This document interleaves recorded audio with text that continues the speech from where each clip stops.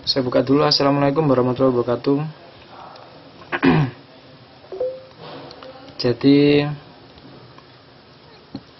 kalau tidak salah sekarang kita masuk ke bab sumber daya alam ya.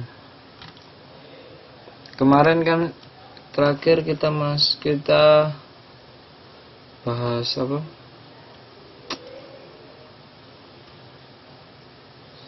Antroposfer ya, itu sudah selesai kan ya.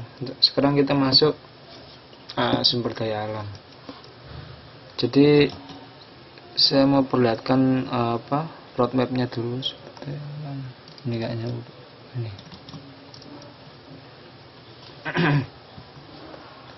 Jadi malam hari ini kita 112 menit ya waktunya ya. Menggantikan kan kemarin minggu lalu saya nggak bisa masuk ya. Saya nggak bisa masuk, terus gantinya nanti saya bagi ke 4 pertemuan terakhir. Jadi 90 menit saya bagi 4 ya. Jadi per pertemuan ini saya tambah 22 menit saja ya. Soalnya kalau cari waktu lain kayaknya susah. Saya sudah bilang sama Mbak Santi kirim file ke Lause lewat inbox. Salah Mbak Santi ya. Oh, Mbak Dian kemarin sudah ngirim. Oh ya, Mbak Dian kemarin sudah ngirim ke saya, cuma yang dikirim itu file foto. Jadi saya maunya yang Excel aja, yang file Excel. Oke ya, jadi peta konsep yang akan kita pelajari nanti ini sumber daya alam ya. Kenapa Pak? Oh ya, itu ya saya butuh yang Excel biar sekalian saya pakai untuk input nilai gitu. Soalnya saya juga belum dapat absennya teman-teman dari pengurus.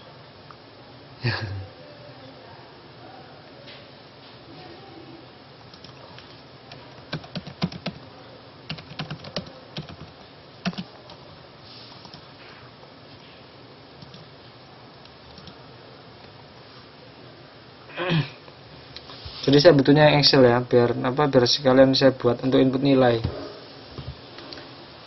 Soalnya teman-teman sudah mengumpulkan tugas. Oke, nanti dibagikan Excel ya. Oh iya. Oke.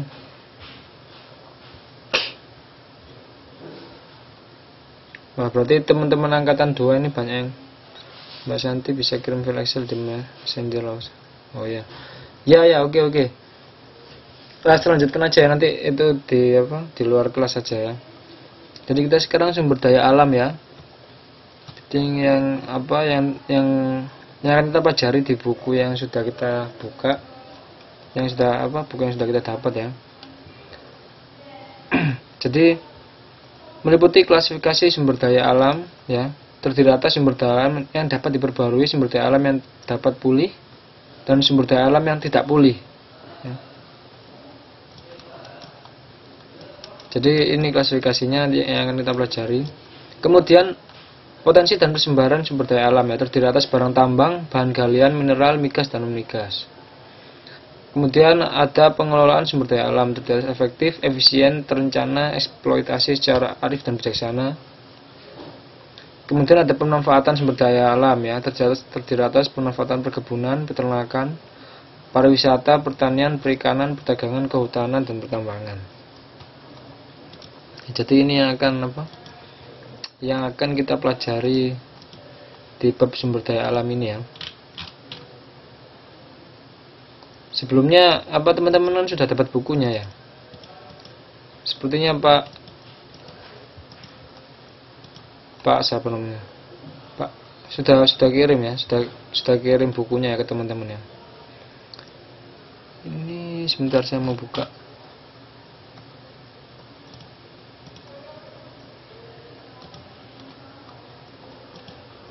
Ini bab lingkungan hidup, nanti saja ya. Buku referensi.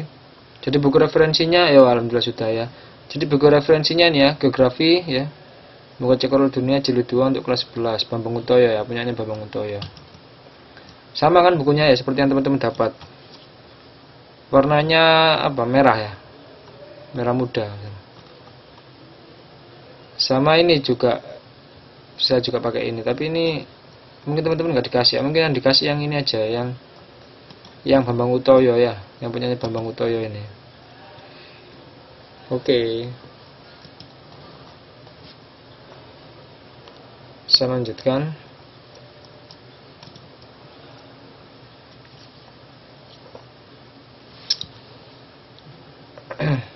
Jadi kita masuk bab 3, sumber daya alam.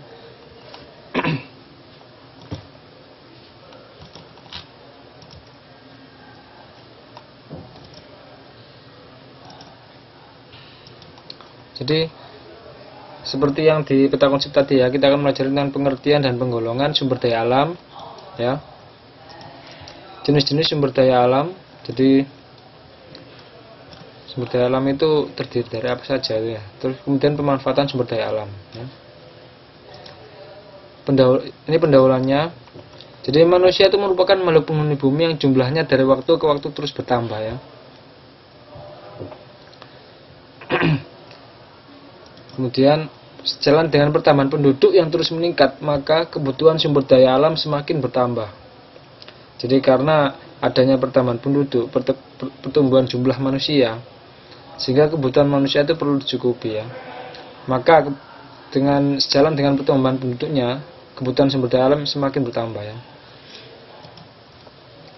Kemudian sumber daya alam merupakan benda hidup dan mati yang terdapat di bumi dan dapat dimanfaatkan dalam pemenuhan kebutuhan hidup manusia ya.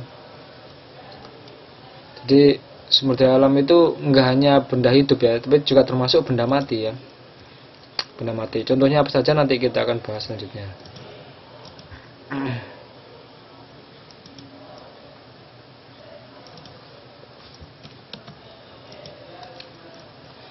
Oke ya. Kemudian negara Indonesia memiliki kekayaan minyak dan gas bumi yang cukup besar ya. Akan tetapi akhir-akhir ini sering sekali muncul kelangkaan bahan bakar minyak BBM di Indonesia ya. Seperti teman-teman ketahui, kalau teman-teman sekarang di Taiwan ya, mungkin teman-teman lihat berita di Indonesia ya, kalau bahan bakar minyak itu naik ya, subsidi sudah dihapuskan gitu ya. Jadi sangat dipertanyakan sekali ya, kenapa kok Indonesia itu memiliki kekayaan minyak yang sangat banyak ya, tapi kenapa kok terjadi kelangkaan minyak seperti itu ya. Kemudian mengapa fenomena tersebut terjadi ya? Mengapa ya, kemudian faktor-faktor apakah yang mempengaruhinya ya, dan bagaimana dengan kondisi dan ketersediaan sumber daya alam yang lain. Kemudian upaya-upaya apakah yang harus dilakukan dalam pengelolaan sumber daya alam. Jadi apa yang harus kita lakukan untuk agar pelestarian sumber daya alam itu tidak bisa terjamin ya. Dan sampai kita semena-mena untuk menggunakan sumber daya alam yang tersedia.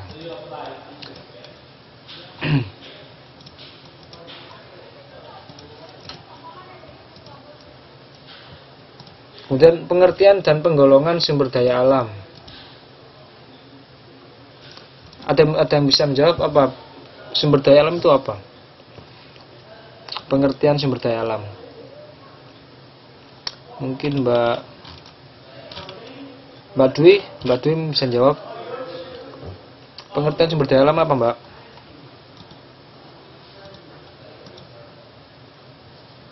Oh, ini Mbak Santi typing nih.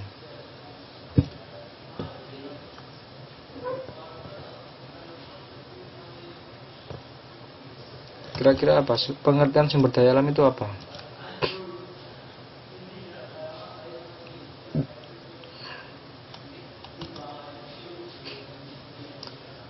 Jawaban dari Mbak Santi, segala sesuatu yang berasal dari alam yang bisa dimanfaatkan untuk makhluk hidup.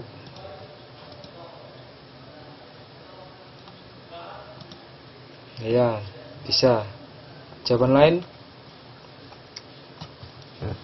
Oke, saya lanjutkan saja ya.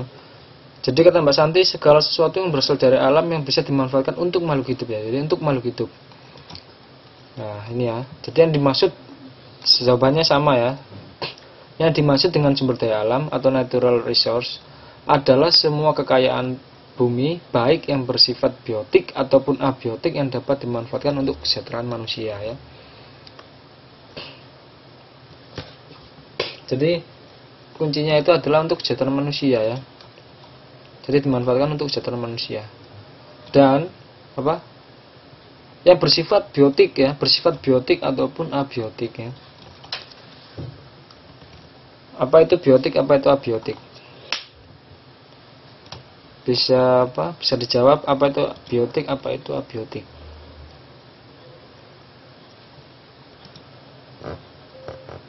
Oh, Mbak Sri lagi nih. Yang lain. Mbak Dwi Maryunian siapa namanya? Maryunianto. Jangan Mbak Santi saja, nanti yang lainnya tidur nanti ini.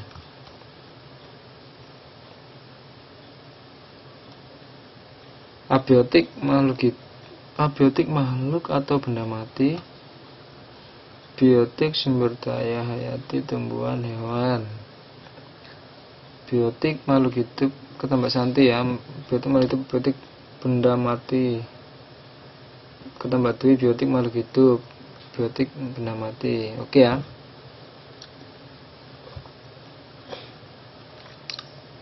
Udah cukup ya. Jadi benar ya jawabannya ya. Dari biotik itu adalah apa? Makhluk hidup ya. Sedangkan ada tambahan A, itu berarti lawan katanya ya. Abiotik berarti dia benda mati ya.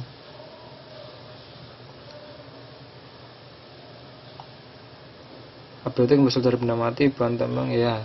Saya lanjutkan.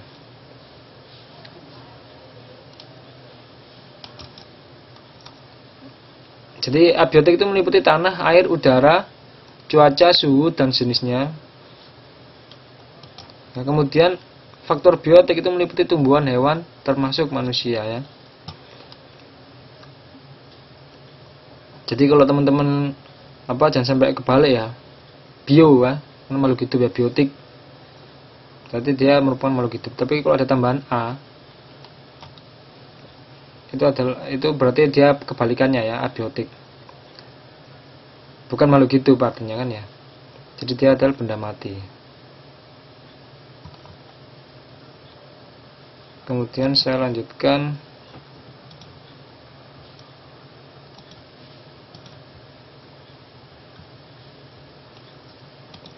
Kemudian selain itu terdapat pula kekuatan alam yang menghasilkan tenaga atau energi ya.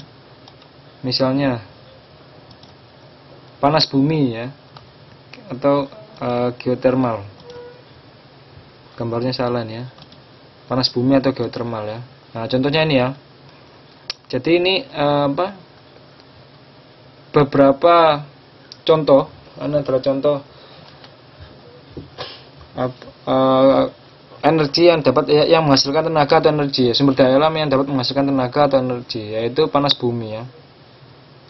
Kemudian contoh lagi adalah energi matahari ya. Jadi sumber daya alam yang dapat menghasilkan tenaga atau energi, itu energi matahari ya. Jadi kalau teman-teman lihat di gambar ini ya, di gambar ini ini adalah panel surya ya, panel surya. Jadi biasanya ini dipakai untuk gas bumi, minyak bumi. Oke ya. Jadi ini biasanya dipakai untuk pembangkit listrik tenaga matahari ya. Ini adalah panel surya. Jadi dia prosesnya adalah menerima cahaya matahari kemudian dikonvert menjadi tenaga listrik. Biasanya seperti itu. Ataupun tenaga mekanik. Jadi ini adalah panel surya. Kalau teman-teman tinggal di daerah Pantura ya, itu di jalan-jalan itu sudah banyak. Kalau di daerah Pantura itu sudah banyak lampu-lampu tenaga surya ya. Jadi lampu-lampu jalan itu dia tidak pakai listrik PDAM, kok PDAM lahir lah, PLN maksudnya. Dia sudah tidak pakai listrik PLN, tapi pakai tenaga surya ya. Jadi saat siang itu kan mati, dia ngecas pakai tenaga matahari, kemudian malamnya nyala. Seperti itu. Jadi ini adalah tenaga matahari. Saya lanjutkan. Contoh lagi apa? Kekuatan air ya. Jadi kekuatan alam yang dapat menghasilkan energi, kekuatan air. Contohnya apa? Nah ini ya. Ini adalah turbin ya, turbin listrik ya. teman-teman banyak menemui ini biasanya di daerah sungai ya, ataupun bendungan-bendungan danau ya. Ya, sebagai sumber listrik ya Mbak Sri ya, benar ya. Jadi contohnya ini adalah bisa teman-teman lihat ya, kursor saya. Air yang lebih tinggi ini akan mengalir ke tempat yang lebih rendah ya kan? Seperti itu konsepnya ya. Iya, selamat malam Mbak Tia Muzang. Ya, kemudian air itu akan mengalir dan akan menggerakkan turbin ya, sudut-sudut turbin yang ada di alat ini ya. Ini adalah alat turbin ya, turbin untuk mengkonversi tenaga mekanik menjadi tenaga listrik ya. Jadi bendungan ini membuat aliran ya, sehingga aliran tersebut menggerakkan sudut-sudut turbin yang ada di sini ya. Sehingga gerakan tersebut menimbulkan, menghasilkan tenaga listrik seperti itu ya. Kalau teman-teman tinggal di daerah danau atau sungai ya, akan banyak menemui ini ya. Kemudian tenaga angin ya.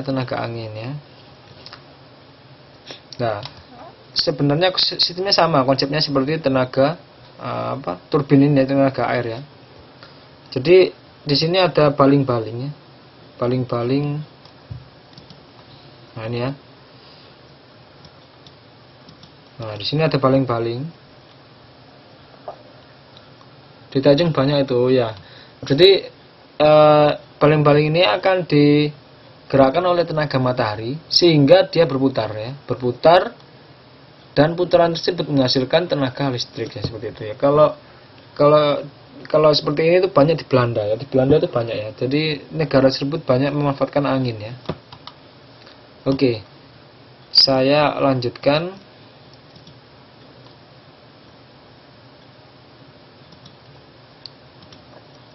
Bentar.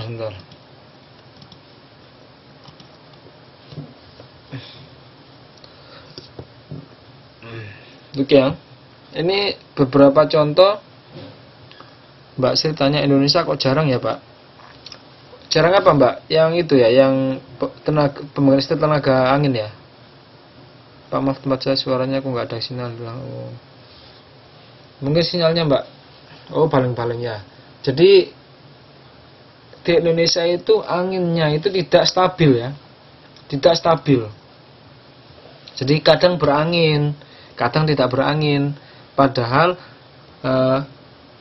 konverter tersebut itu harus menerima energi mekanik secara konstan ya, secara terus menerus, sehingga kebutuhan listrik negara tersebut bisa terpenuhi ya, atau tenaga listrik daerah tersebut bisa terpenuhi. Makanya dia harus konstan, anginnya harus tersedia terus ya. Sedangkan di Indonesia itu labil ya, tidak stabil ya, tidak stabil. Jadi tidak seterusnya ada angin. Makanya di Indonesia kurang cocok untuk hal tersebut ya. Kebanyakan di Indonesia itu tenaga air kan banyak ya, pembangkit listrik tenaga air, tenaga uap banyak, karena gas alam di Indonesia banyak ya. Jadi banyak menggunakan tenaga uap ya. Jadi seperti itu ya. Betul jawab ya Mbak Arianti ya. Kemudian pembangkit tenaga listrik tenaga surya pembangkit tenaga listrik tenaga surya di Indonesia ya. Maksudnya ini pembangkit listrik tenaga surya di Indonesia. Ini contohnya ada di Kabupaten Karangasem, Bali ya, dengan kapasitas 1 MW tenaga surya ya. Kemudian ada di Bangli, Bali. Banyak di timur ya, di NTB, Nusa Tenggara Barat ya. Kemudian ini ada di Pulau Medang ya. Kemudian ada di Kabupaten Saburajo NTT ya. NTT dengan kapasitas 150 kW ya. Kemudian PLTS 0 ya, di NTT juga, kebanyakan di daerah timur ya, NTT. Kemudian ada di Maluku Utara ya, dengan kapasitas 6.000 ya. Kemudian juga ada tenaga surya di Maluku, dan Sulawesi Tenggara. Jadi kebanyakan di daerah timur ya. Ini beberapa contoh pembangkit listrik tenaga surya di Indonesia. Jadi di Indonesia sekarang sudah mulai menggunakan tenaga surya untuk pembangkit listrik ya.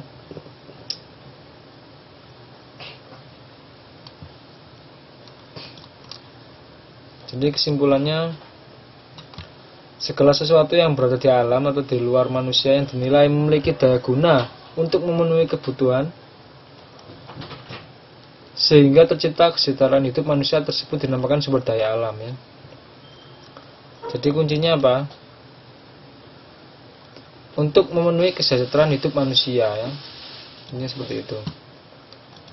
Kemudian dalam pengertian lain, sumber daya alam adalah semua kekayaan alam yang terdapat di lingkungan sekitar manusia yang dapat dimanfaatkan bagi pemenuhan kebutuhan manusia ya. Sama ya, kuncinya adalah pemenuhan kebutuhan manusia. Sebelum selanjutnya, apa ada pertanyaan?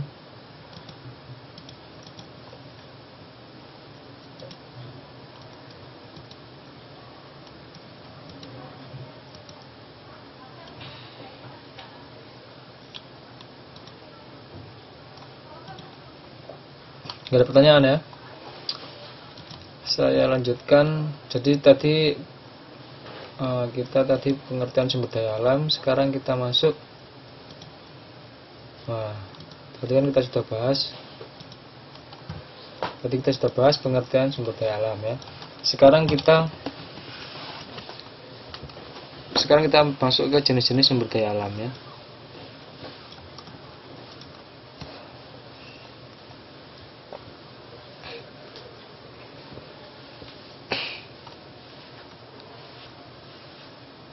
Oke ya.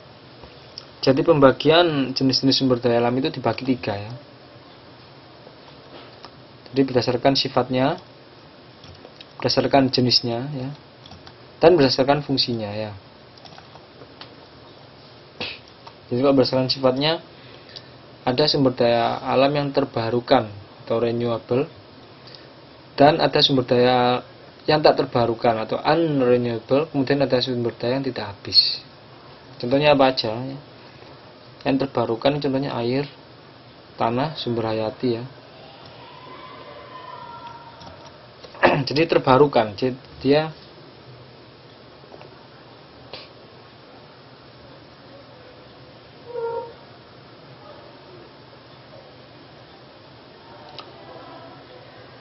sebentar. Jadi apa? Terbarukan itu dia kalau habis itu pemulihannya cepat ya. Sedangkan kalau sumber daya alam yang tidak terbarukan ya. Nah ini di sini Mas seharusnya ya. Arahnya ke sini ya. Sumber daya alam yang tidak terbarukan contohnya apa? Bahan tambang, minyak gas bumi ya, dan lain-lain. Jadi sumber daya yang tak terbarukan itu maksudnya apa? Bila dia habis ya, untuk pemulihannya itu membutuhkan waktu yang sangat lama sekali ya. Waktu yang sangat lama sekali ya. Contohnya apa? Contohnya misalkan minyak bumi ya. Minyak bumi, batu bara, gas bumi itu berasal dari fosil-fosil yang telah mati ya. Jadi dia pemulihannya sampai ribuan tahun ya, sehingga ribuan jutaan tahun, sehingga untuk pemulihannya itu sangat lama sekali ya. Itu adalah sumber daya alam tidak terbarukan. Sedangkan kemudian sumber daya alam yang tidak habis ya. Contohnya cahaya matahari ya. Cahaya matahari, air laut, udara, energi pasang surut ya. Jadi sumber daya alam yang selalu ada ya, yang nggak akan pernah habis ya. Contohnya cahaya matahari. Kemudian ada sumber daya alam berdasarkan jenisnya ya. Jadi ada 2, sumber daya biotik ya atau hayati, kemudian ada sumber daya fisik ya atau non hayati.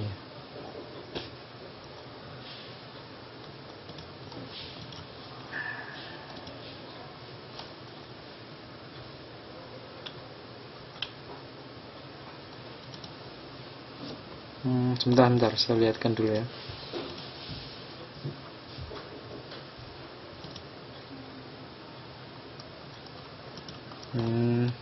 Oke ya.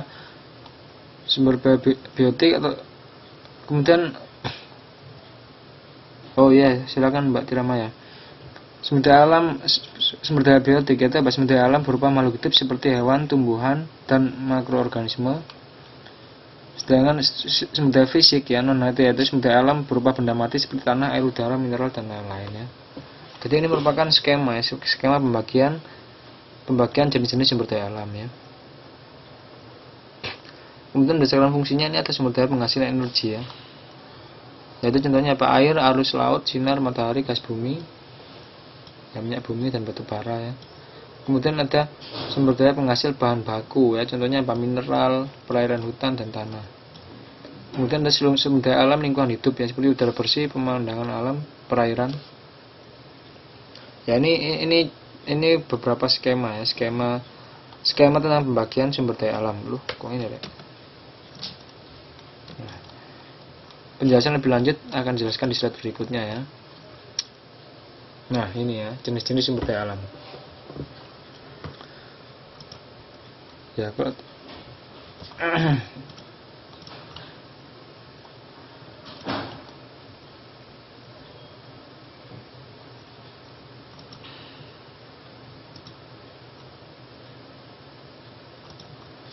jadi berdasarkan sifatnya, sumber daya alam itu dibagikan menjadi 3 ya, seperti yang dalam peta konsep tadi ya.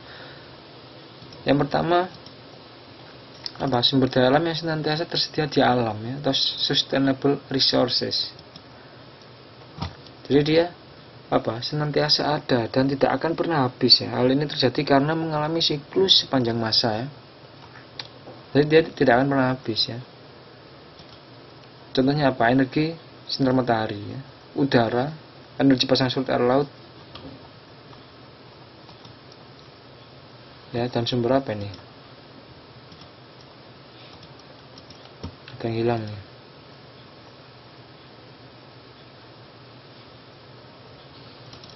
Oh, ini nggak pakai ini.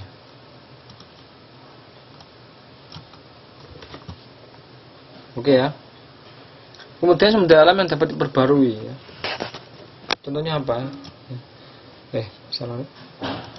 Jadi yaitu jenis sumber daya alam yang jika persediaannya habis ya, dalam waktu tidak terlalu lama dan relatif mudah dapat tersedia kembali melalui reproduksi atau pengembangbiakan ya. Jadi dia untuk pemulaannya tuh tidak membutuhkan waktu yang lama ya. Termasuk dalam jenis ini adalah semua hewan dan tumbuhan ya. Jadi hewan-hewan yang, jadi kalau teman-teman sumber daya hewani ya atau tumbuhan itu semuanya bisa diperbarui ya dengan waktu yang cepat ya, tidak membutuhkan waktu yang lama.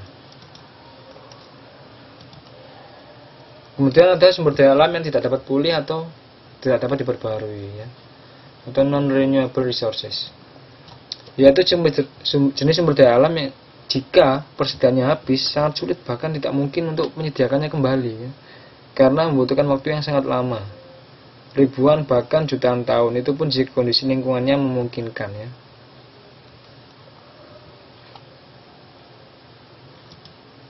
Contohnya apa? Semua barang-barang tambang termasuk dalam jenis sumber daya alam ini ya. Jadi karena pemulihannya sangat lama ya, sehingga dia dikategorikan tidak dapat diperbarui ya.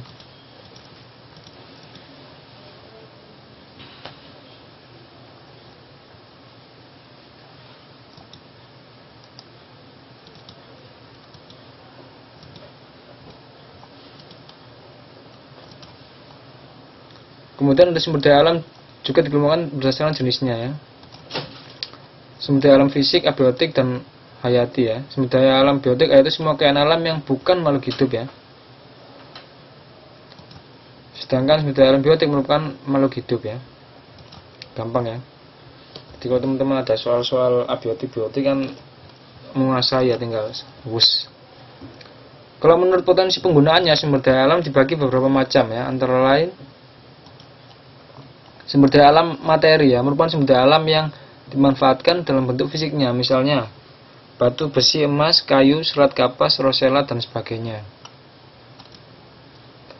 Kemudian sumber daya alam energi merupakan sumber daya alam yang dimanfaatkan energinya, misalnya batu bara, minyak bumi, gas bumi, air terjun, sinar matahari, energi pasang surut laut, kincir angin, dan lain-lain.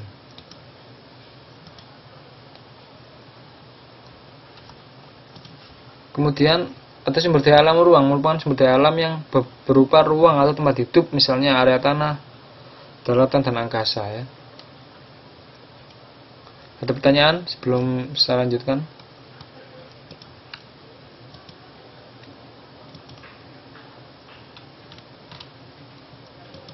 Oh, ini ada video ya.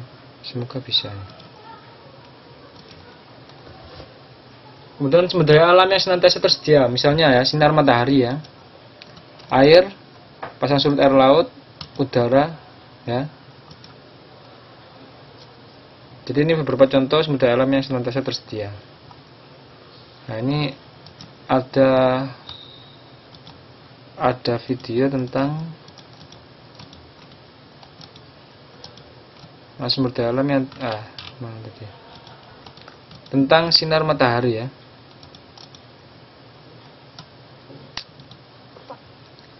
Saya next dulu. Jadi dahulu ya, Pak, ini PPT sudah share kan? Oh, belum saya share ya. Nanti saya share di grup. Jadi dahulu pemanfaatan energi matahari dirasakan masih sangat sederhana, misalnya membantu proses pengeringan. Ya, jadi dulu tuh, oh iya, ini sebenarnya bukunya ini saya cuma copy dari buku saja, Mbak ya. Kalau Mbak baca bukunya sebenarnya sudah ada ya. Saya cuma ngopi buku saja ini, biar ringkes gitu. Oh, kalau buku terlalu panjang, wah malas baca berarti ya. Jadi ya dahulu pemanfaatan energi matahari itu sangat sederhana ya, cuma misalnya membantu proses pengeringan ya. Jadi untuk menjemur saja ya. Bahkan manfaatnya lebih banyak ya.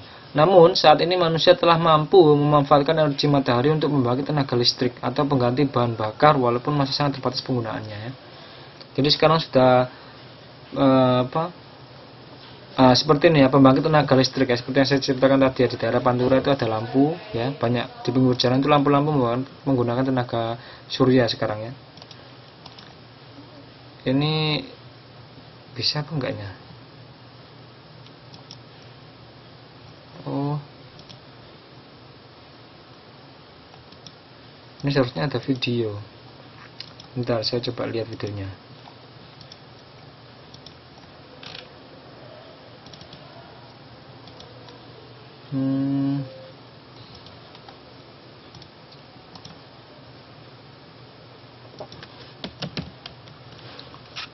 Sambil saya carikan video, ada pertanyaan nggak masalah pembangkit listrik tenaga matahari?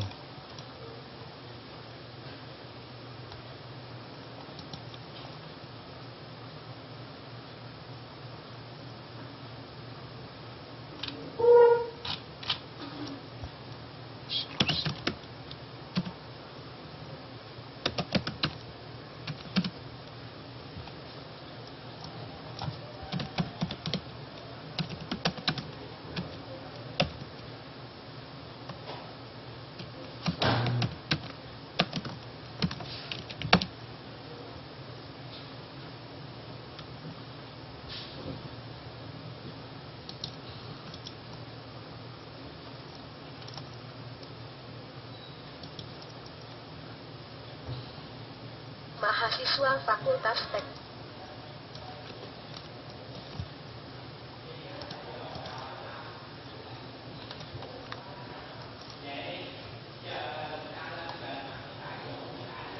Ini kayak caranya.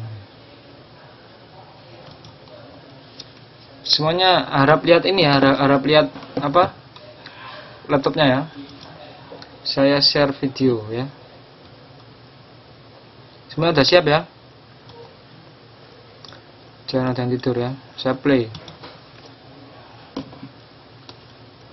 Mahasiswa Fakultas Teknik Universitas Syah Kuala Lumpur Banda Aceh membuat mobil listrik tenaga surya sebagai salah satu alternatif mobil masa depan yang ramah lingkungan. Mobil tanpa bahan bakar BBM ini diperkenalkan kepada umum dalam sebuah pameran di kampus tersebut. Mobil ini dirancang oleh 7 mahasiswa jurusan mesin yakni Afurkan, Yasir Arafat, Khalil Fasli, Rizal Angkatan 2009, Reza Pahlavi 2010, Reza Afurkan, dan Martatilah 2011. Salah satu dosen pembimbing proyek ini adalah Muhammad Tajuddin. Afurkan mengatakan ide merancang mobil hemat energi muncul saat mencuatnya rencana kenaikan harga BBM beberapa waktu lalu. Kami mencoba memperkenalkan mobil listrik menggunakan energi tenaga surya sebagai energi alternatif untuk masa depan, kata Al-Furqan kepada wartawan, Senin 1 Desember 2014. Menurutnya mobil dirancang di laboratorium desain dan manufaktur fakultasnya. Proses pengerjaan dilakukan 3 hari 3 malam, sementara desain rangkanya sudah disiapkan jauh hari sebelumnya. Mobil ini menggunakan 4 solar panel untuk menyerap energi matahari. Masing-masing panel diletakkan di atap, 2 lagi di penutup bagasi. Kapasitas masing-masing panel mampu menyerap 50 watt energi surya yang diserap solar panel. Kemudian ditransfer ke solar charger controller yang selanjutnya dihubungkan ke baterai aki. Saat aki sudah penuh, pengecasan terhenti. Arus dari 3 aki itu kemudian digunakan untuk menjalankan mesin dan dihubungkan ke pedal gas sebagai pengontrol melalui kabel. Kecepatannya diatur oleh pedal gas, jelas Al-Furqan. 1 aki lagi untuk menjalankan elektrikal mobil seperti rem, lampu, klakson dan lainnya. Jika cuaca terik dan energi surya terserap penuh, mobil ini bisa digunakan seharian. Panel ini tahan terhadap hujan. Jika cuaca mendung atau malam hari, bisa dilakukan pengecasan melalui energi listrik. Dalam kesempatan itu, Al-Furqan mempersilahkan awak media untuk menguji mobil yang mesinnya tak mengeluarkan suara.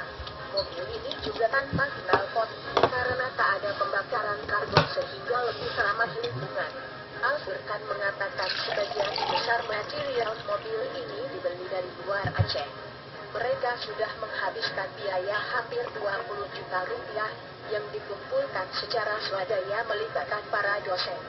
Muhammad Tajudin, dosen yang membimbing mereka menambahkan, mobil ini hanyalah tahap awal pengenalan energi surya untuk kendaraan. Pihaknya akan terus menyempurnakannya dengan berbagai improvisasi dan aplikasi, termasuk desain baki dan mencari panel solar yang fleksibel sehingga menjadi mobil alternatif untuk masa depan. Konsep teknologi yang sudah sempurna kita pakai, tapi alat-alatnya belum sempurna, ujarnya. Menurutnya mobil ini diproyeksikan bisa sempurna dalam beberapa tahun mendatang, sehingga dapat digunakan sebagai solusi atas kemungkinan krisis BBM yang bisa terjadi di masa depan. Mobil ini juga didorong menjadi salah satu objek penelitian mahasiswa. Dengan begitu, akan banyak lagi masukan-masukan untuk penyempurnaannya. Bahkan, Rusia berencana akan menjadikan mobil ini sebagai transportasi alternatif di kampus. Selain mobil listrik energi tenaga surya, Al-Furqan dan kawan-kawan kini sedang memikirkan pembuatan perahu nelayan tenaga surya. Perahu itu nantinya diharapkan menjadi alternatif bagi nelayan yang selama ini sulit melaut karena mahalnya BBM.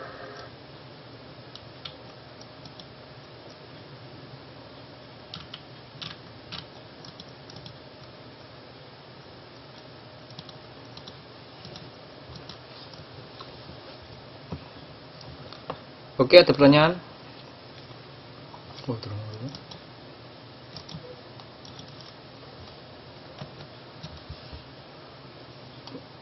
Oke, gimana, ada pertanyaan?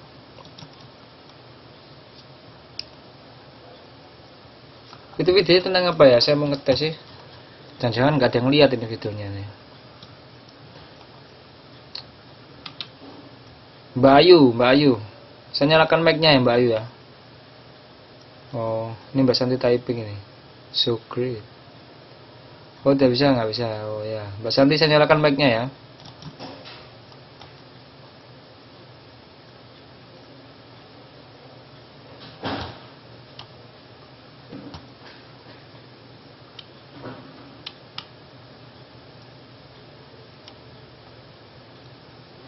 Kok susah ini.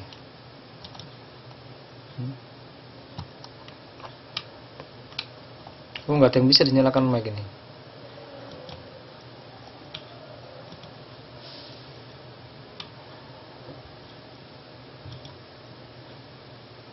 Auto saya tak auto mic-nya tidak ada yang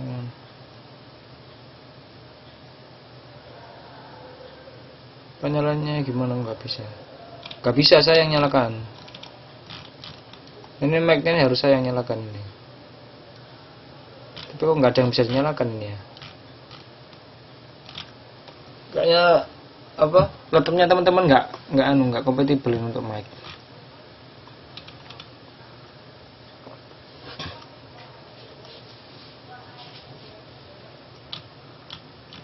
Oh iya, nggak ada yang bisa nyala mic-nya.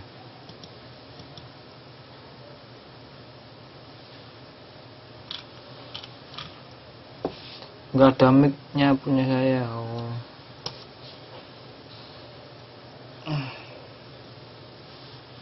Ya sudah gitu. Kok masuk ini?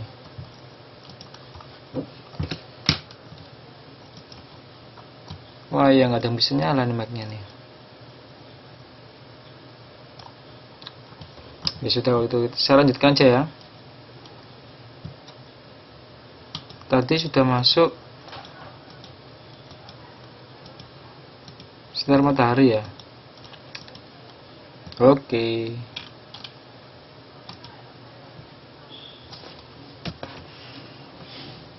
Oke ya, sekarang sumber daya alam yang tidak pernah habis ya. Ya, sumber daya alam yang senantiasa tersedia ya. Tadi sudah sinar matahari ya, sekarang air ya. Jadi air merupakan pelarut yang baik terhadap senyawa organik dan anorganik ya. Medium reaksi kimia ya, menyerap panas dan bahan baku fotosintesis ya.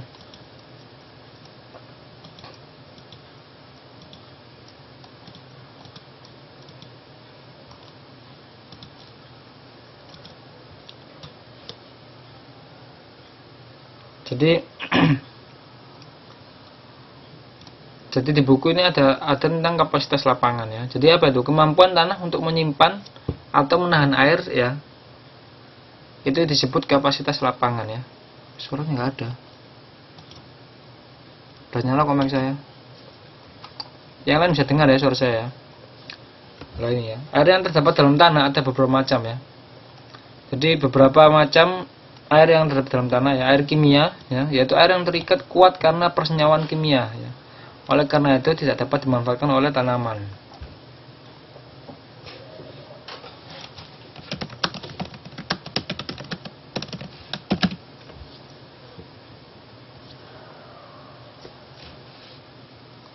Kemudian air kapiler ya, atau air tawar ya, air yang terletak di antara butiran-butiran tanah.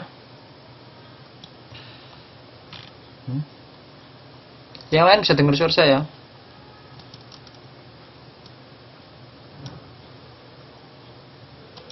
Nyala kok mic saya.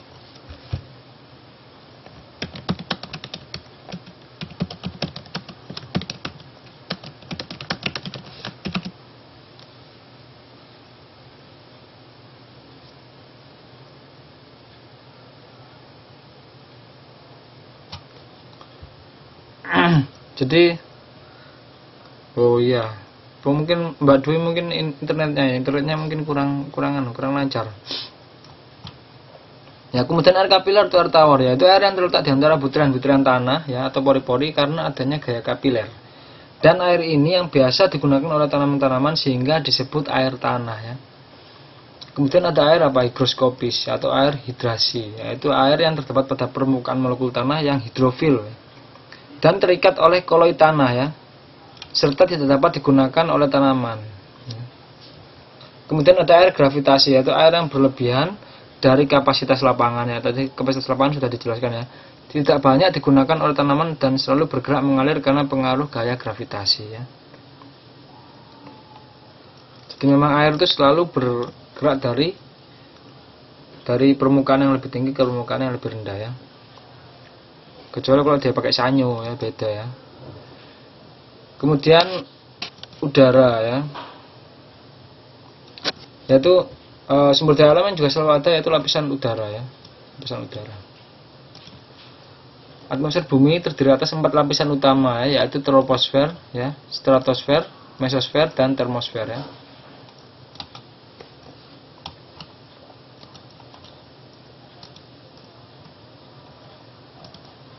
Kemudian lapisan yang secara langsung memengaruhi kehidupan di bumi adalah troposfer ya. Jadi merupakan kawasan terjadinya dinamika ya, dinamika cuaca ya. Di lapisan troposfer ini kawasan terjadinya dinamika cuaca ya. Dimanfaatkan manusia untuk berbagai keperluan seperti sektor pertanian, perhubungan, dan transportasi ya. Kemudian ada lapisan stratosfer ya, itu merupakan kawasan konsentrasi ozon ya, berfungsi sebagai aku baca ketinggalan terus. Ini ada di buku Mbak ya sebenarnya Mbak ya. Jadi lapisan stratosfer ya merupakan kawasan konsentrasi ozon ya, berfungsi sebagai filter radiasi ultraviolet yang dipancarkan matahari ya. Lapisan stratosfer ini telah dimanfaatkan sebagai jalur penerbangan pesawat jet ya. Jadi kuncinya apa ini ya? Jadi dia berfungsi sebagai filter radiasi ultraviolet ya. Kesikut. Ya, jadi stratosfer ini merupakan kawasan konsentrasi ozon yang berfungsi sebagai filter radiasi ultraviolet ya. Jadi kalau bisa dibayangkan ya, kalau bumi ini nggak ada stratosfer ya. Jadi ultraviolet itu bebas ya masuk ke bumi ya, sehingga dampaknya ke makhluk hidup itu sangat buruk sekali ya. Kalau sinar matahari itu tidak disaring ya, maksud saya tidak difilter radiasinya, karena radiasinya bisa menimbulkan berbagai penyakit ya. Kalau teman-teman tahu sekarang kan sekarang sedang booming pemanasan global ya. Jadi lapisan ozon itu mulai berlubang sehingga matahari itu tidak tersaring ya radiasinya, sehingga menimbulkan berbagai macam penyakit kulit ya, dan membuat suhu udara di bumi itu semakin tinggi ya, dan mencairnya kutub-kutub es di kutub ya. Nah ini kemudian tadi kita sudah membahas sumber daya alam yang selalu tersedia ya. Sekarang sumber daya alam yang dapat diperbarui. Jadi merupakan jenis sumber daya alam yang jika persediaannya habis ya, dimanfaatkan, maka untuk mengembalikan kualitas atau keberadaannya tidak terlalu sulit ya. Dan tidak terlalu sulit dan memerlukan waktu yang tidak terlalu lama ya. Jadi pemulihannya itu cepat ya. Contohnya tanah ya, hewan, tumbuhan ya.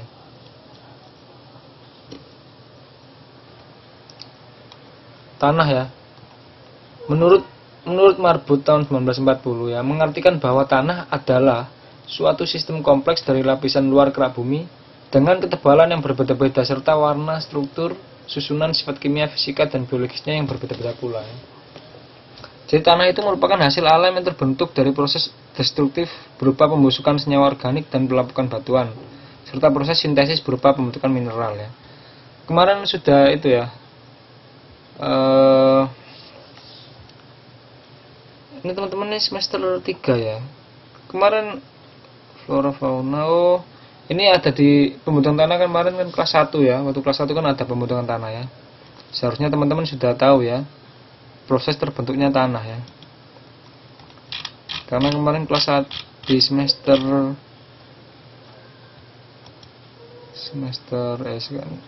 di semester 1 2 semester 2 ya. Semester 2 seharusnya teman-teman sudah mempelajari tentang pembentukan tanah ya. Jadi tanah itu terbentuk dari pelapukan batuan ya. Oh iya Mbak Dian, terbentuk dari pelapukan batuan. Jadi karena batuan di bumi yang berada di lapisan paling atas ya, itu terkena suhu ya, suhu yang berubah-ubah ya, suhu dingin kemudian panas, dingin panas, sehingga terjadinya pelapukan ya. Karena sebuah benda atau material yang terus ditempa dengan perbedaan suhu yang ekstrim itu dia akan rapuh ya, sehingga terjadi pelapukan.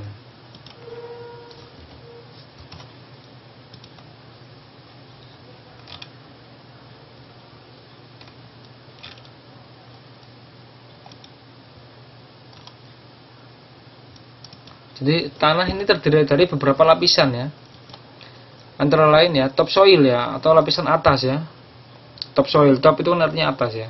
Lapisan yang paling atas ya, dengan ciri-ciri dalamnya kurang lebih 20 sampai 30 cm ya. Tanahnya gembur dengan porositas dan drainase yang baik ya. mengandung banyak unsur hara ya, karena tempat pengumpulan bahan organik yang mengalami pembusukan dan humifikasi, pembentukan humus atau pembentukan humus. Dan warna tanahnya gelap ya. Kemudian ada subsoil ya, atau lapisan bawah dengan ciri mengandung bahan organik yang sedikit, merupakan tanah yang kompleks tersusun dari tanah liat sehingga porositasnya rendah. Jadi daya serapnya rendah ya, karena dia terbentuk dari tanah liat ya. Kemudian ikatan butiran tanahnya sangat stabil sehingga drainasenya kurang atau kurang mampu menyimpan air ya. Beda dengan topsoil tadi ya. Kemudian ada regolit atau bahan induk, yaitu semua bahan batuan yang dapat berubah menjadi tanah ya.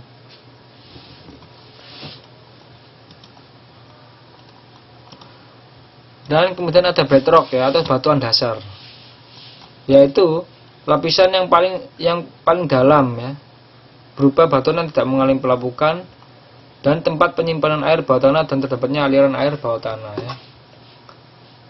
Jadi bedrock ya, seperti katanya batuan dasar ya.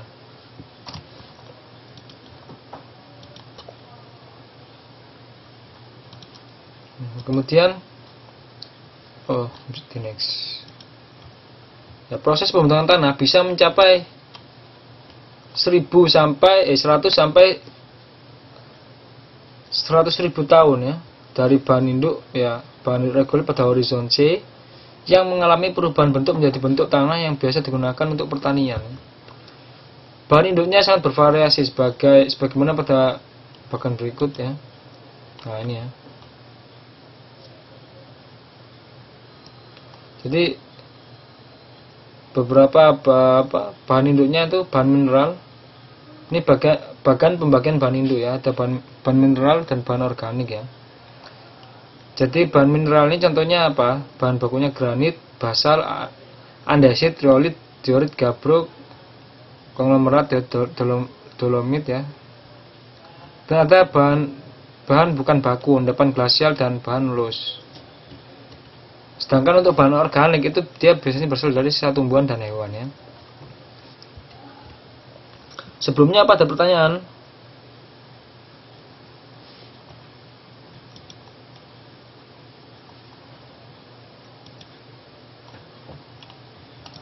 Nah, tadi kan sudah ya. Sekarang tadi kan kita sudah sumber daya alam yang dapat diperbarui. Contohnya tanah. Sekarang apa sumber daya alam yang dapat diperbarui lainnya? Contohnya apa? Tumbuhan dan hewan ya. Jadi hewan dan tumbuhan itu merupakan sumber daya energi hayati ya. Bahan organik yang dapat dimanfaatkan manusia banyak ragamnya ya. Kotoran hewan dan daun-daun dapat dimanfaatkan untuk pupuk dan biogas. Jadi ini beberapa contoh pemanfaatan sumber daya tumbuhan dan hewan ya. Sedangkan perkembangan ilmu dan teknologi memiliki dampak negatif dan dampak positif ya. Dampak negatif dari perkembangan teknologi adalah manusia bisa melakukan eksploitasi sumber daya alam sehingga dapat mempercepat rusaknya lingkungan dan akan menurunkan daya dukung serta mutu lingkungan. Jadi eksploitasi sumber daya alam yang berlebihan itu tidak baik ya. Dampaknya sangat negatif ya. Sedangkan dampak positifnya ya, dari perkembangan ilmu dan teknologi senantiasa berusaha mengembangkan dan meningkatkan produktivitas sumber daya hayati ya.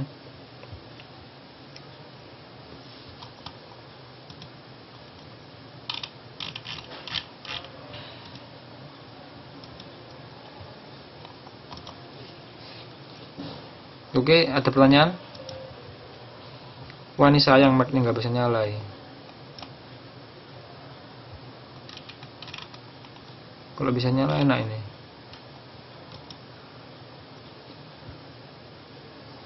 Jadi komunikasinya bisa dua arah.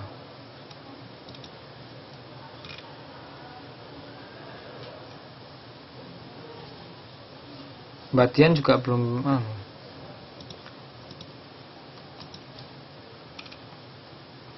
Mbak Dian apa? Mbak Dian kemarin Mbak Dian kirim saya itu ya, absen berupa gambar ya. Itu Excelnya apa sudah ada Mbak Dian?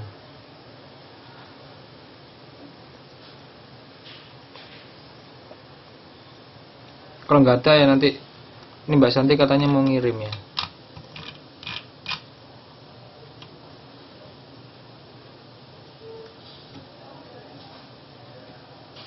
Loh, Mbak Santi sedang ngirim, mana aku belum lihat ya. Mbak Santi kirim di mana?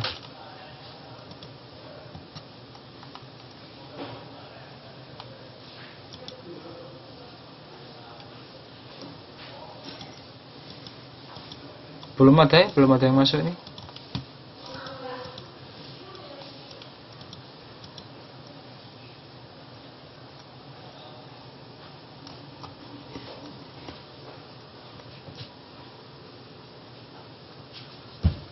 Itu sudah jadi yang Excel kemarin kirim, yang foto sekarang mau kirim. Oh masih mau kirim, oh ya ya, saya tunggu aja ya.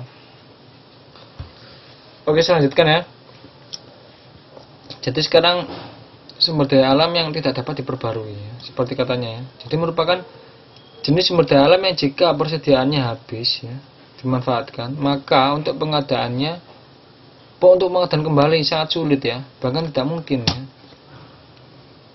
Karena proses pemulihan harus terjadi secara alami dan dalam waktu ribuan bahkan jutaan tahun ya. Semua jenis bahan galian atau barang tambang termasuk dalam kelompok ini ya. Adapun yang dimaksud dengan bahan galian ya. Jadi bahan galian itu apa? Adalah semua bentuk bentukan alam yang terkandung dalam perut bumi atau di permukaan bumi dalam bentuk kristal maupun cair yang memiliki susunan kimia tersendiri.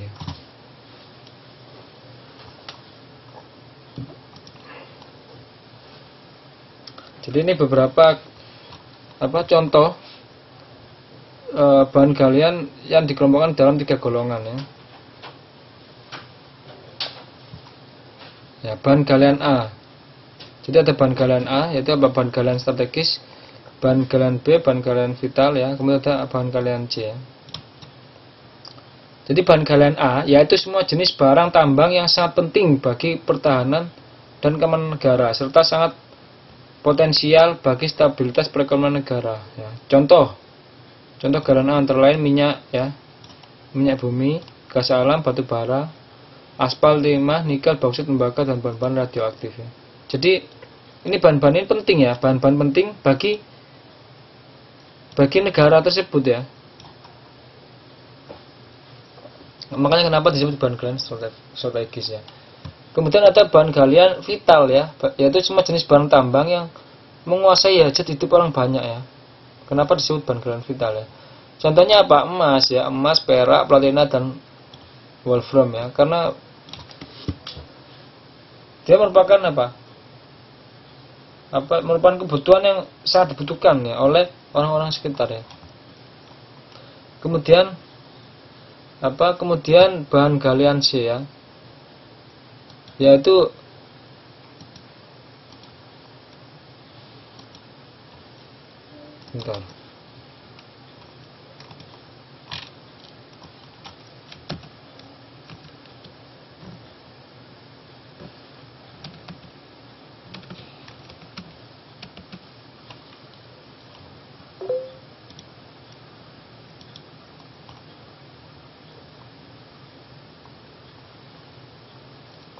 bahan galian C yaitu barang-barang tambang yang diperlukan untuk kegiatan industri ya. Contohnya bagian besar mineral non logam seperti batu pasir, belerang, batu-batu permata, batu granit dan batu gamping ya.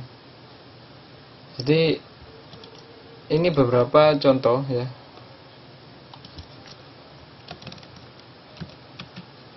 Oh ini Mbak Santi sudah ngirim nih.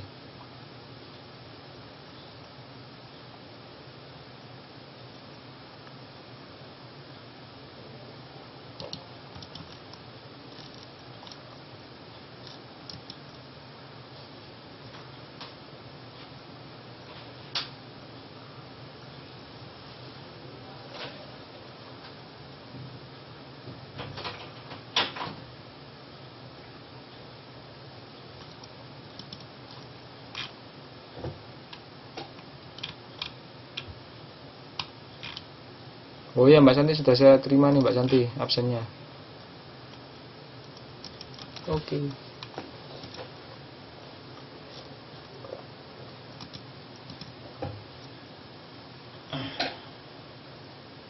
Oh ini ada pertanyaan ini.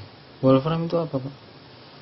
Wolfram itu dia logam ya, logam mulia juga ya. Jadi emas, platina, perak, deh. Wolfram itu logam mulia. Cuma saya juga bingung bedanya wolfram ya. Tapi dia termasuk dalam logam mulia yang biasa digunakan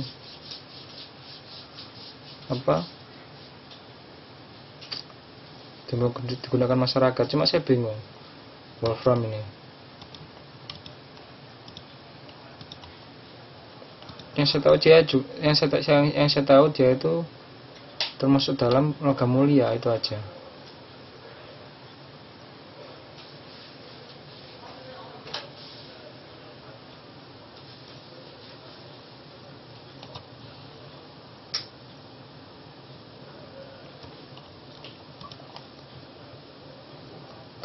Mbak Arianti, jadi hanya 3 golongan.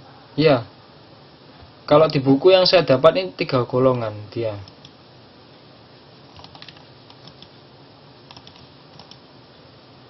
Jadi bahan galian strategis, bahan galian vital, ya, dan bahan galian C ya.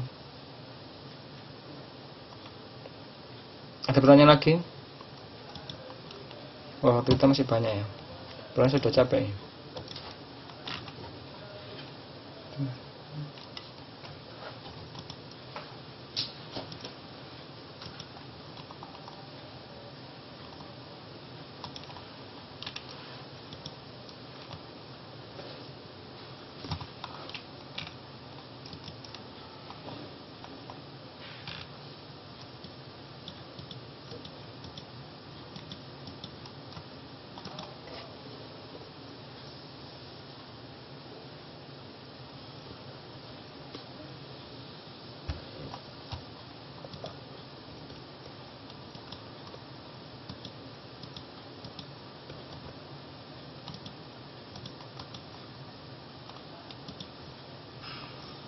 Kita masih ada. Wah, Mbak Putri baru masuk ya. Kita masih ada 3 pertemuan lagi ya sebelum UAS. Jadi kan saya belum masih UTS ini ya. Oke. Sekarang tanggal 9, 11, 18.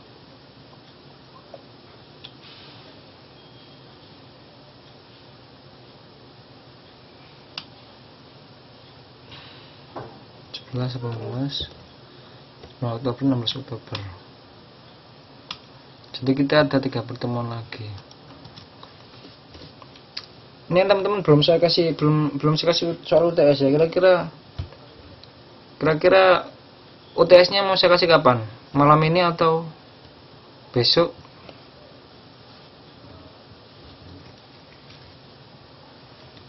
Jadi UTS-nya nanti saya kasih online aja ya. Jadi saya kasih soal Senin aja. Senin tanggal berapa Senin? Senin itu tanggal 14. Tanggal 14. Satu minggu sibuk. Oh alah. Ya sudah. Senin nanti. Jadi Senin yang saya kasih soalnya. Terus mungkin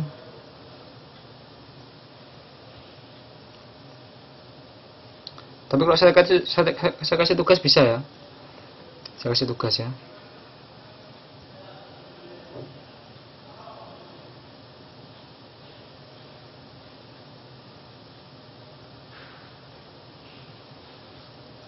Nanti mungkin soalnya saya kasih terus saya kasih waktu 1 hari ya. Masa kurang menjelang 1 hari.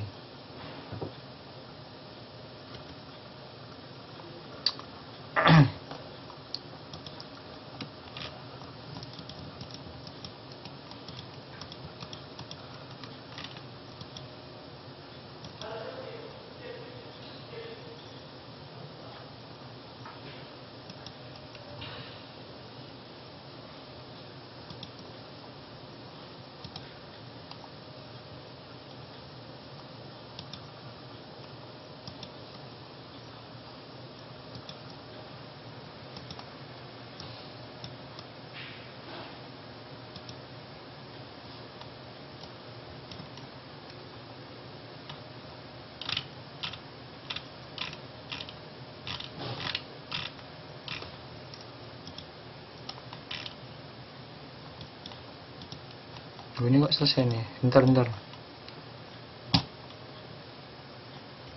Oh, baik. Pak, mohon minim 2 hari. Wah, jangan, masa ngerjain UTS 2 hari, Rek.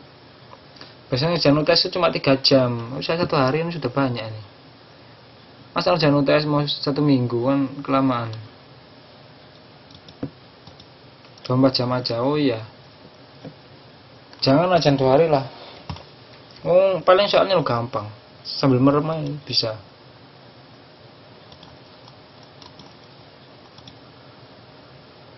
Janganlah masa ngerjakan 2 hari.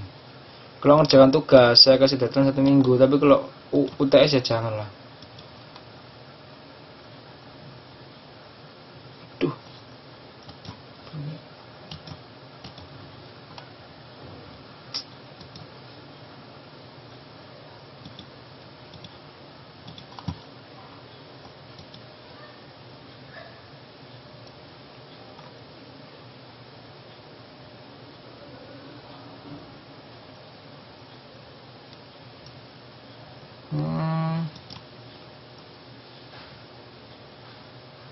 Dalam 4 jam, tapi sore pagi itu jangan, malam jam 2.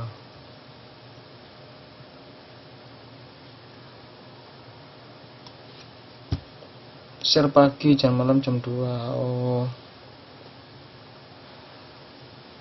iya. Ya nanti saya, kan Senin ya. Ya nanti saya share-nya pagi. Bentar saya buka. Ini presentasinya belum saya upload ini satunya.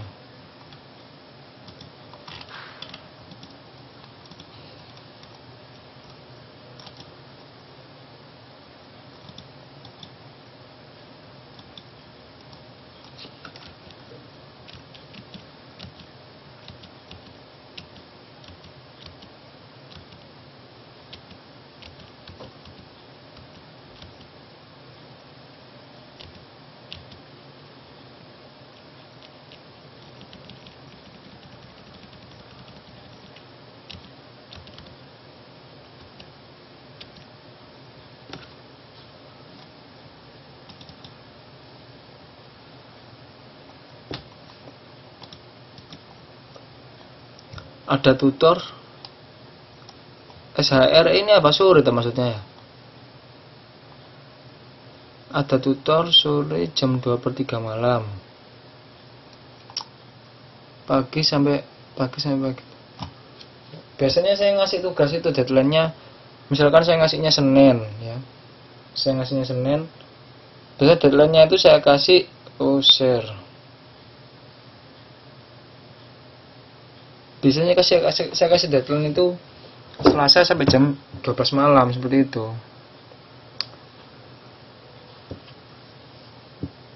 Jadi saya ngasihnya Senin ya. Senin. Ngumpulkannya itu Selasa aja. Selasa jam 12 malam. Ya lebih itu 24 jam. Biasanya kayak gitu loh ngasih tugas. Ya apa? Ngasih UTS. Gampang UTS-nya.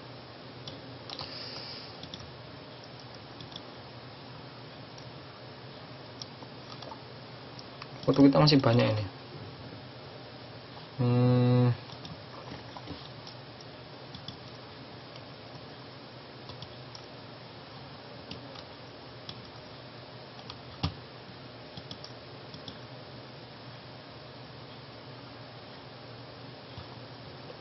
Saya kasih contoh video dulu aja ya.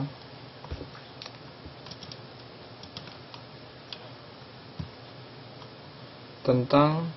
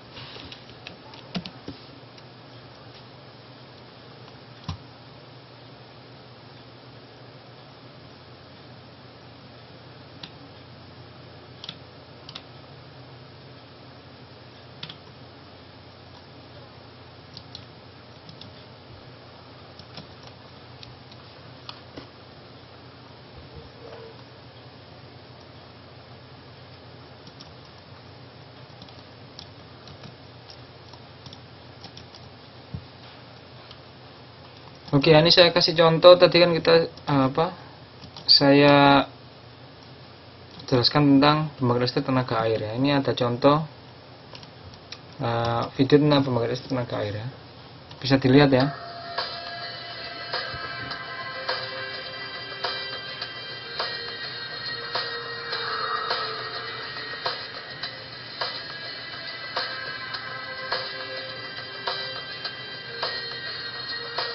Nggak usah dilihat.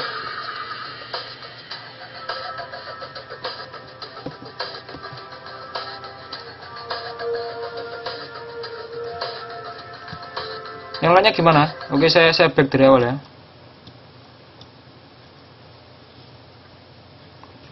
Oke, ini contoh ya, contoh pembangkit listrik tenaga air ya. Jadi ini apa? Ini turbin ya. Ini ada aliran air ya, yang mengalir dari permukaan yang tinggi ke permukaan yang lebih rendah ya. Ini ada kabel listrik ya. Yang lainnya bisa lihat ya. Ya, jadi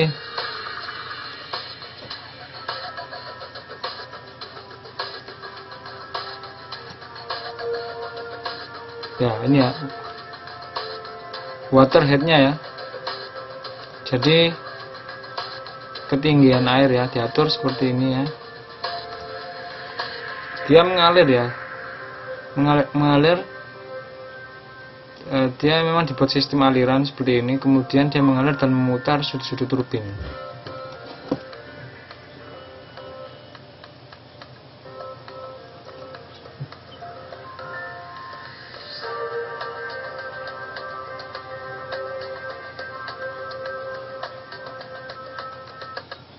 Enggak ada gambarnya.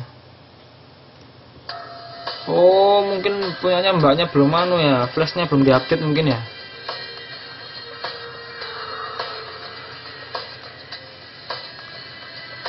Ada yang bisa lihat videonya?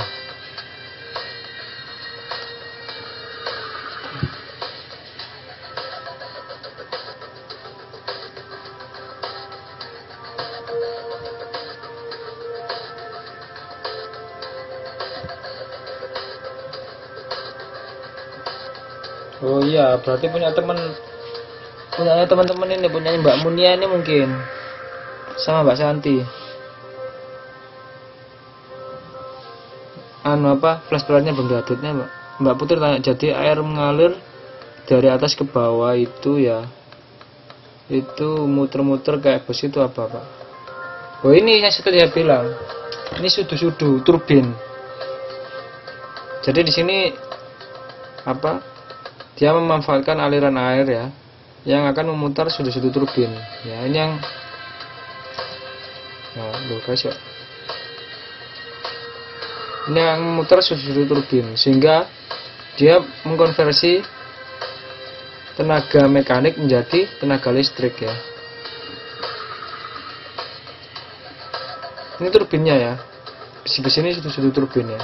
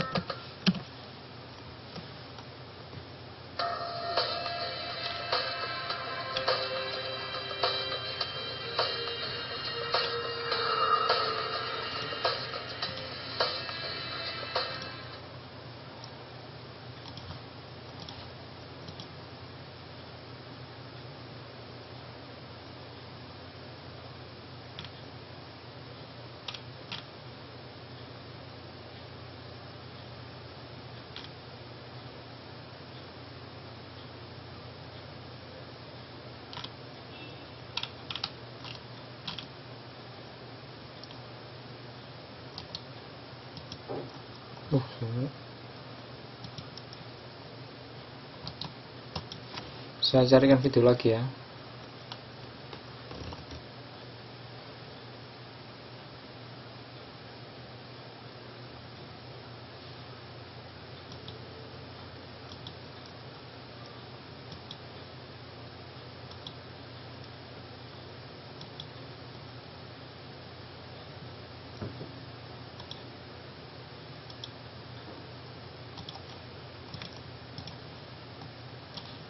Ini ya, saya kasih video tentang pembangkit listrik tenaga angin ya.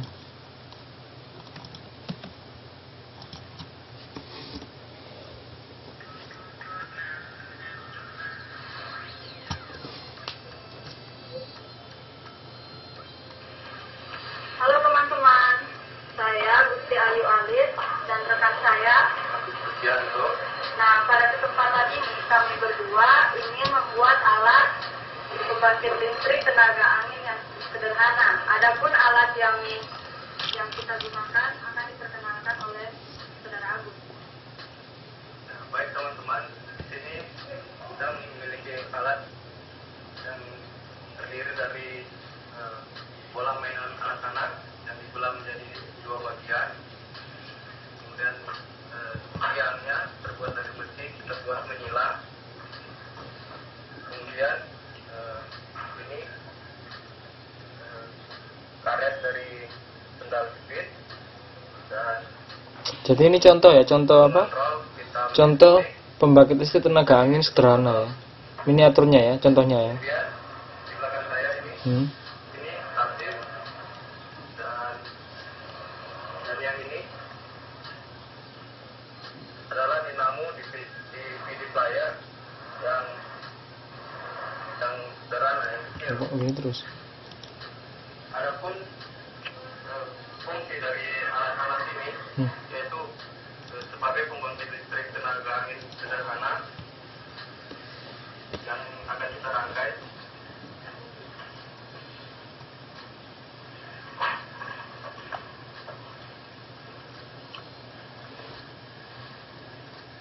Ya, seperti ini.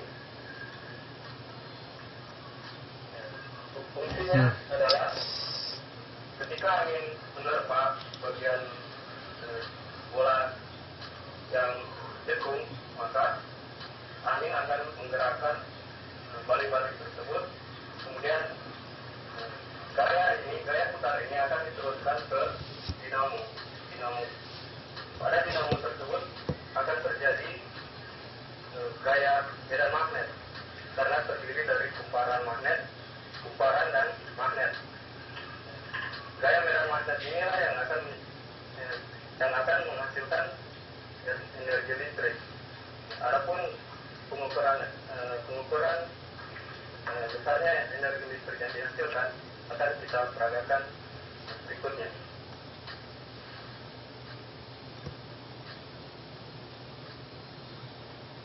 Baik teman-teman, ini kita melakukan percobaan untuk menunjukkan besarnya arus yang dihasilkan oleh listrik ini.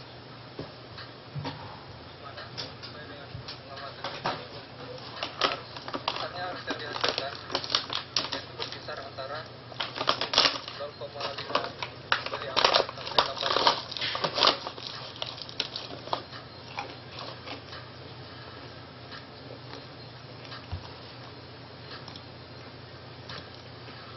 Mengukur arus atau putaran dari balik-balik ini digunakan alat yang dinamakan multimeter. Nah, adapun prinsip kerja dari multimeter akan diperjelas oleh saudara saya, Agus. Ya baik, kita lihat bahwa putaran dari baling-baling ini menimbulkan gaya gerak yang dihubungkan ke dinamo. Gerak putaran tersebut menimbulkan medan magnet dan medan listrik. Medan listrik ini yang dihasilkan kemudian diteruskan melalui kabel ini yang kita hubungkan dengan amperemeter, di mana amperemeter ini akan membaca hasil arus yang dihasilkan dari dinamo tersebut.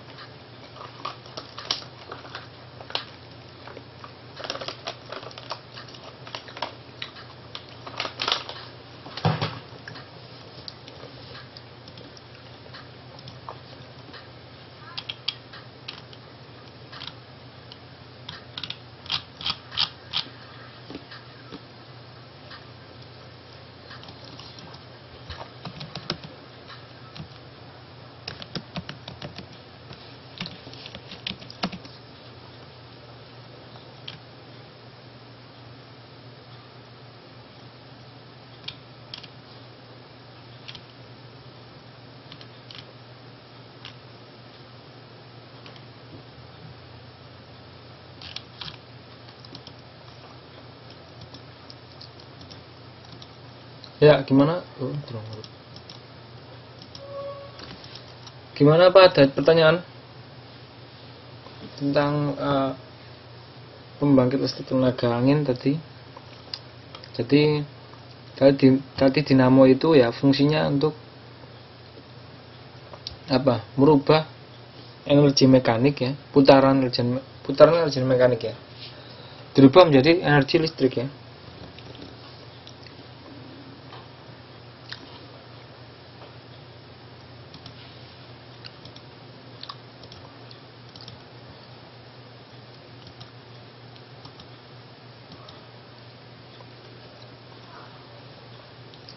Oke, apa ada pertanyaan?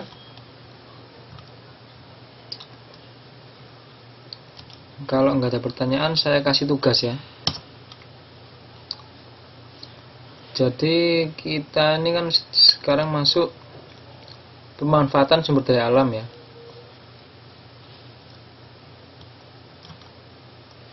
Saya kasih tugas.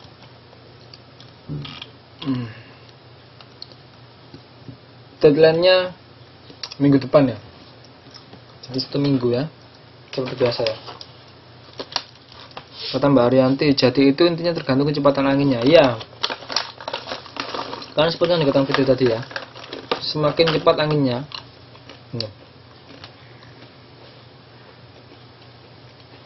maka angin yang tenaga yang dihasilkan semakin besar ya. Bisa, kata ini Mbak Putri di rumah. Jadi kalau bikin listrik di rumah bisa Mbak. Tapi ya sebesar apa gitu energi yang bisa dihasilkan ya. Kalau cuma buat nyalakan lampu sepeda aja ya bisa. Kalau buat nyalakan rumah ya nggak bisa ya. Harus menggunakan baling-baling yang lebih besar ya. Jadi untuk memaksimalkan energi mekaniknya dia menggunakan baling-baling yang lebih efisien ya, yang lebih besar ya. Jadi dengan angin yang kecil pun dia bisa menghasilkan energi yang besar ya.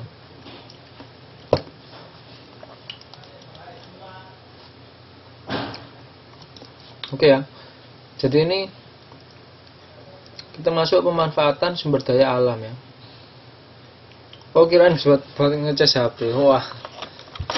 Ya secanggih apa ya buatnya Mbak ya.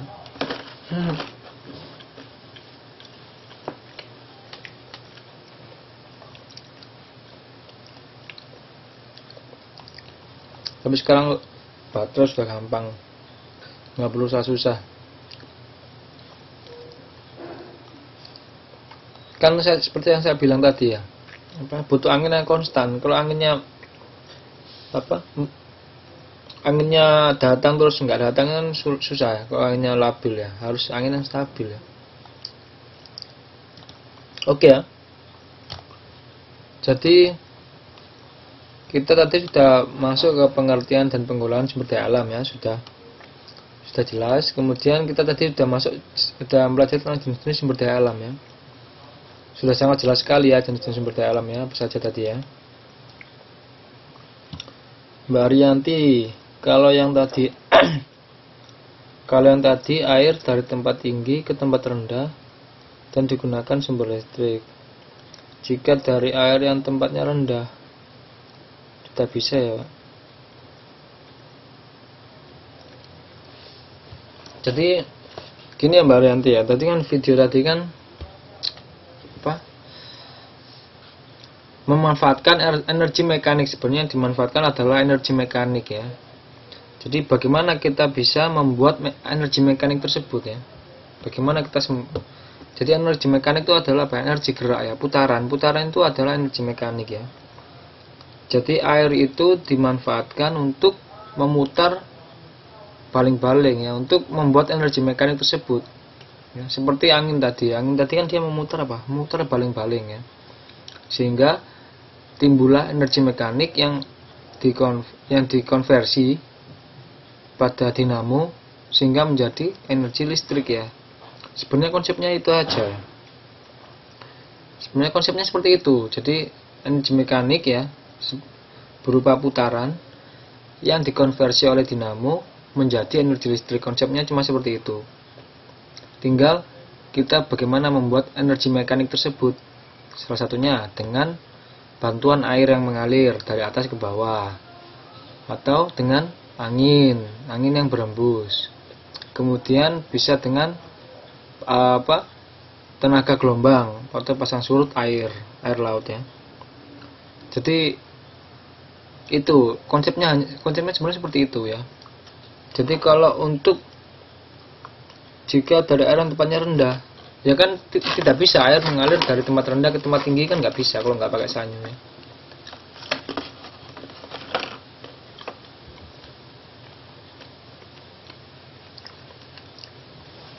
Oh gitu, karena tadi di video tak lihat dari tempat tinggi ke arah rendah. Iya, makanya seperti saya bilang tadi, jadi dia memanfaatkan aliran air ya. Jadi memanfaatkan aliran air ya. Jadi aliran air itu dibuat sedemikian rupa sehingga dapat memutar baling-baling ya. Gitu. Oke, jelas ya Mbak ya.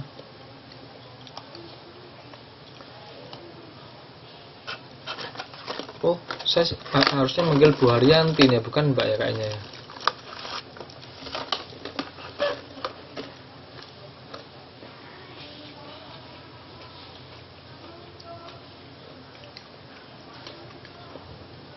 Oke ya. Jadi kita sekarang masuk pemanfaatan sumber daya alam ya. Tapi saya pengen teman-teman itu membaca sendiri ya. Kalau dibacakan seperti ini kan sebenarnya teman-teman tidak bisa buka buku ya. Saya pengen teman-teman buka buku ya. Jadi tugasnya pemanfaatan sumber daya alam. Sebutkan dan jelaskan contoh-contoh pemanfaatan 3 sumber daya alam yang disebutkan di bawah ini ya.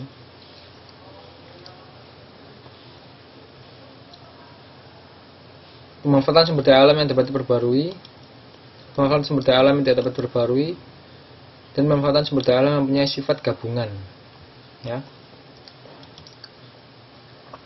Jadi ini tugasnya.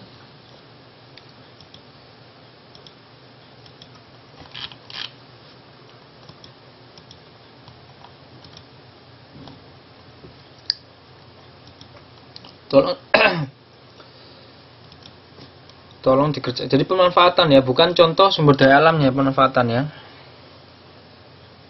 Beda tadi kan yang saya jelaskan adalah apa? Sumber daya alamnya. Contoh sumber daya alam ini apa pemanfaatannya ya.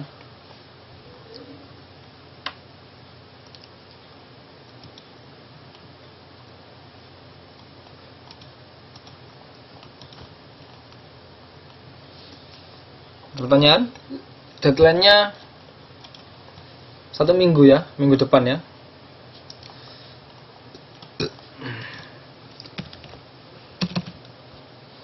Deadline hari apa nih? Jumat depan ya. Jumat depan. Oh iya, dikumpulkan. Tuh gak ingat lagi ya. Depan.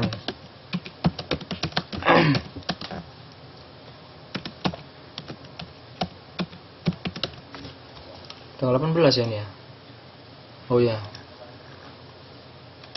Sebelum situ biasa ya. Oke. Sebelum jam pelajaran ya. Sebutkan dan jelaskan ya. Contohnya paling enggak berapa? 3 ya. Minimal 3 ya. Oke. Saya akhiri pertemuan pada malam hari ini ya.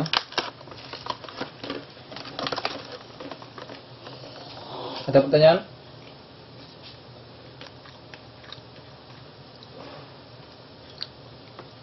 Kalau tidak ada, saya akhiri pertemuan pada malam hari ini.